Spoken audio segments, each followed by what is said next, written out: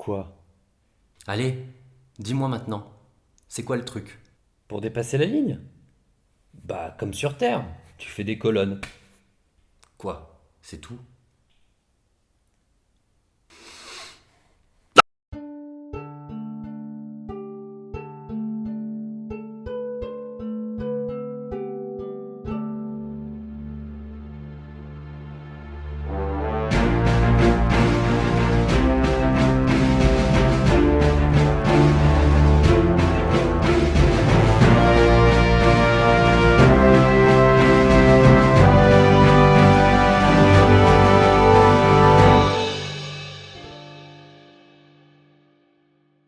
Aujourd'hui, nous terminons cette série sur la ligne de fil en brisant la ligne de fil. Et pas à moitié. Pour l'illustrer, nous devons prendre une des batailles les plus célèbres de l'histoire maritime, la bataille de Trafalgar le 21 octobre 1805. Du fait de sa célébrité, elle est très décortiquée et a droit à son lot d'anecdotes, ce que je vais éviter de détailler ici. Je m'excuse par avance pour la frustration occasionnée. Et pour le contexte, nous sommes exactement dans la même situation que la campagne d'Ulm que nous avons déjà traitée. Sauf qu'ici, nous allons nous concentrer sur le théâtre maritime. Après la paix d'Amiens en 1803, la France est dans une position ultra dominante en Europe.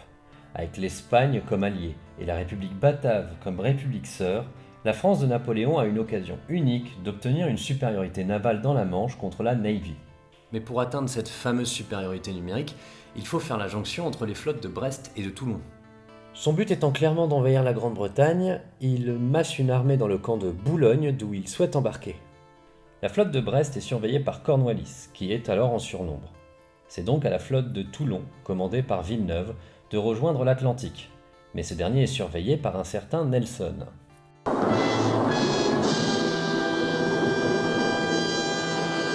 Vice-Admiral de la Navy, Nelson s'est déjà fait connaître et craindre à la bataille de Saint-Vincent, à Aboukir ou à Copenhague. Il est agressif, impétueux et a tendance à désobéir. Mais ses audaces paient, et comme il a su laisser une certaine marge d'initiative à ses capitaines, son escadre est particulièrement crainte pour son agressivité. Mais après avoir joué au chat et à la souris allant jusqu'aux Antilles, allant de jonctions de flottes ratées en batailles improbables, le fait est que Villeneuve échoue à rejoindre la flotte de Brest. Le 21 août 1805, après près de 5 mois de campagne maritime, Villeneuve se retrouve à Cadix. Le voyage n'a pas été vain, puisqu'il a pu combiner ses forces avec une escadre espagnole conséquente. Nelson, lui, est repassé par la Grande-Bretagne. Il a une nouvelle flotte et doit surveiller Cadix et la flotte de Villeneuve. Sauf qu'entre-temps, la situation a changé. La guerre de la troisième coalition a été déclarée et Napoléon, n'ayant pas de nouvelles de sa flotte, préfère se réorienter vers l'Autriche le 26 août. Villeneuve reçoit donc l'ordre de retourner en Méditerranée pour soutenir les opérations en Autriche et menacer Naples. Après bien des hésitations, Villeneuve se décide à appareiller en apprenant que Nelson a envoyé 6 de ses navires se faire ravitailler à Gibraltar. Il fonce donc vers la Méditerranée quand il se rend compte que les Britanniques sont dans son dos, non loin du cap de Trafalgar. Il fait donc demi-tour et accepte le combat de peur d'être coupé de Cadix. Nous sommes le 21 octobre 1805, s'engage alors la bataille de Trafalgar. Et là, comme chacun sait, la tactique de Nelson, ça a été de former 2 colonnes pour percer la ligne franco-espagnole, les prenant totalement au dépourvu. C'est une idée de génie. Non, non, non, non, non, non. On est en 1805 là. Bien loin d'être novatrice, cette tactique qui consiste à briser la ligne adverse et à concentrer la puissance est bien connue et maîtrisée à ce moment. Oh non. Saint-Vincent, Copenhague ou Aboukir sont 3 exemples de rupture de la ligne plus ou moins bien menée. D'ailleurs, Villeneuve s'attendait parfaitement à ce que Nelson opte pour cette option. Enfin, c'est juste parce que Nelson en avait fait son mouvement à lui, c'est tout. Ah non? Déjà en 1790, un certain Clark of Eldin avait publié un livre dans lequel il prônait la rupture de la ligne adverse, et il va le renforcer à travers un second livre en 1797, dans lequel il prend pour exemple la bataille des Saintes, et Nelson était parfaitement au courant de ses travaux. Oh. De fait, la colonne, la rupture, la concentration des moyens et le combat au près renouvelant l'abordage sont des outils tactiques qui sont maîtrisés par les officiers britanniques à l'époque. Ce qui explique pourquoi la flotte britannique à Trafalgar parvient parfaitement à faire cette manœuvre et ne perd pas pied avec les combats qui suivent la rupture. Ce qu'il faut bien comprendre, c'est que tout outil tactique réclame des compétences. La professionnalisation de la Navy est bien plus avancée, leur matériel est bien meilleur, aussi une telle tactique est parfaitement envisageable et avait quand même l'avantage de mettre leurs adversaires dans une situation technique très embarrassante. Et ça, Villeneuve le sait. En 1805, les Français ont compris. Mais la qualité moindre de sa flotte l'empêche de proposer des contres adéquats. Il place tout de même ses meilleurs vaisseaux dans l'arrière-garde en espérant les voir venir au secours de son centre.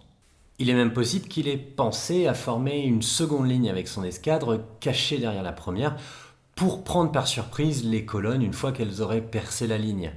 Mais pas de certitude. Dans les faits, à Trafalgar, il présente une ligne continue, peut-être du fait de la faiblesse manœuvrière de sa flotte.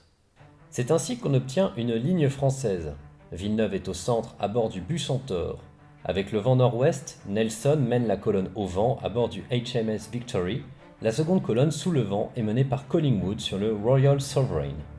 La supériorité numérique est du côté des franco-espagnols, avec 33 navires de ligne contre 27. Mais c'est la supériorité du matériel, de l'emploi des canons et des hommes qui va faire la différence.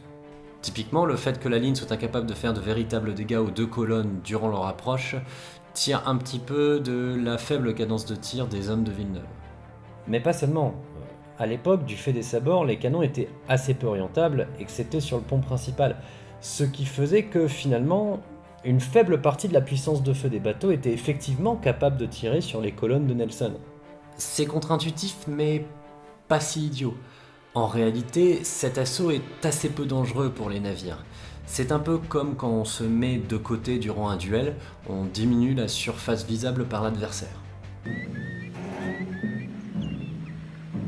1, 2. La bataille est connue. Les deux colonnes transpercent effectivement la ligne en 2 points. Le centre et l'arrière sont désorganisés et l'avant-garde est de fait coupée du combat.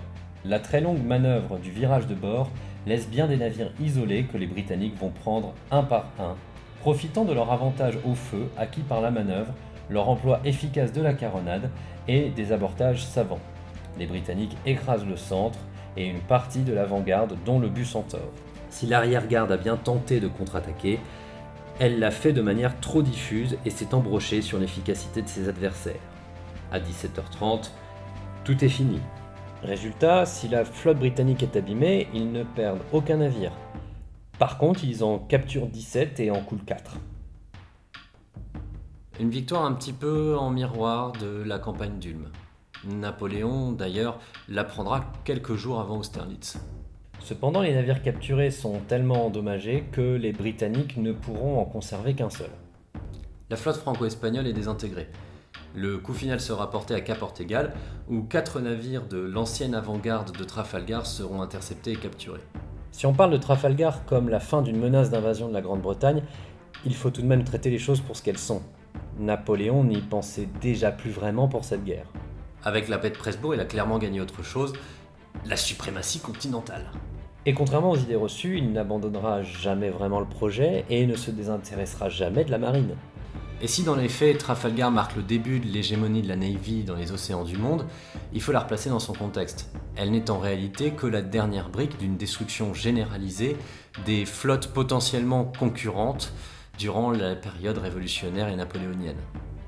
De 1792 à 1815, on parle tout de même de 124 navires de ligne et 157 frégates perdues pour les puissances continentales, contre 18 navires de ligne et 45 frégates du côté des Britanniques.